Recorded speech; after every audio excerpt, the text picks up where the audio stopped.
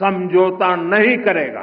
हम करके दिखाते हैं। চলতি বছরের বড়দিনে অর্থাৎ 25শে ডিসেম্বর যাত্রী পরিষেবা শুরু করতে চলেছে বহু প্রতীক্ষিত নভি মুম্বাই আন্তর্জাতিক বিমানবন্দর। এই গুরুত্বপূর্ণ উদ্বোধনের ঠিক আগেই ভারতের বেসামরিক বিমান পরিবহন খাতে বড় বিনিয়োগের ইঙ্গিত দিলেন আদানি গোষ্ঠী। সংবাদ সংস্থা পিটিআইকে দেওয়া সাক্ষাৎকারে গৌতম আদানির পুত্র জিত আদানি জানান, আগামী 5 বছরে বিমানবন্দর ব্যবসায় প্রায় 1 লক্ষ কোটি টাকা বিনিয়োগের পরিকল্পনা রয়েছে তাদের।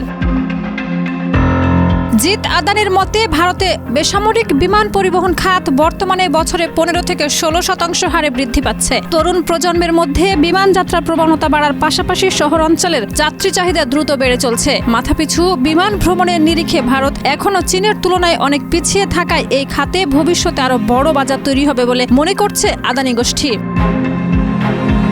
নভি মুম্বাই আন্তর্জাতিক বিমানবন্দর নির্মাণকারী সংস্থা নভি মুম্বাই ইন্টারন্যাশনাল এয়ারপোর্ট লিমিটেডের 74% মালিকানা রয়েছে আদানি গোষ্ঠীর হাতে। প্রায় 19,650 কোটি টাকা ব্যয়ে নির্মিত এই বিমানবন্দর বর্তমানে বছরে 2 কোটি যাত্রী পরিবহনে সক্ষম হলে ভবিষ্যতে তা বাড়িয়ে 9 কোটি করার পরিকল্পনা রয়েছে। এর ফলে আন্তর্জাতিক উড়ানের সংখ্যা উল্লেখযোগ্যভাবে বাড়বে বলে আশা করা হচ্ছে।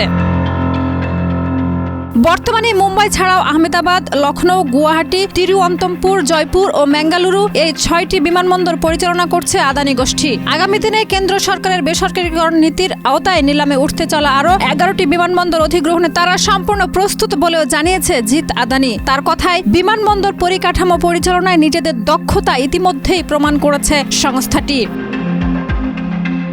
তবে এই বিপুল বিনিয়োগ ও একের পর এক বিমানবন্দর আদানি গোষ্ঠীর হাতে যাওয়া নিয়ে রাজনৈতিক বিতর্কও তীব্র হয়েছে। কংগ্রেস সহ বিরোধী দলগুলির অভিযোগ, কেন্দ্র সরকার দেশের গুরুত্বপূর্ণ সম্পদ বেসরকারীকরণের নামে একটি নির্দিষ্ট শিল্প গোষ্ঠীকে বিশেষ সুবিধা দিচ্ছে। অন্যদিকে আদানি গোষ্ঠীর দাবি, দেশের বিমান পরিবহন ব্যবস্থায় আধুনিকীকরণ এবং ভবিষ্যৎ যাত্রী চাহিদা মেটাতেই এই লগ্নি অপরিহার্য।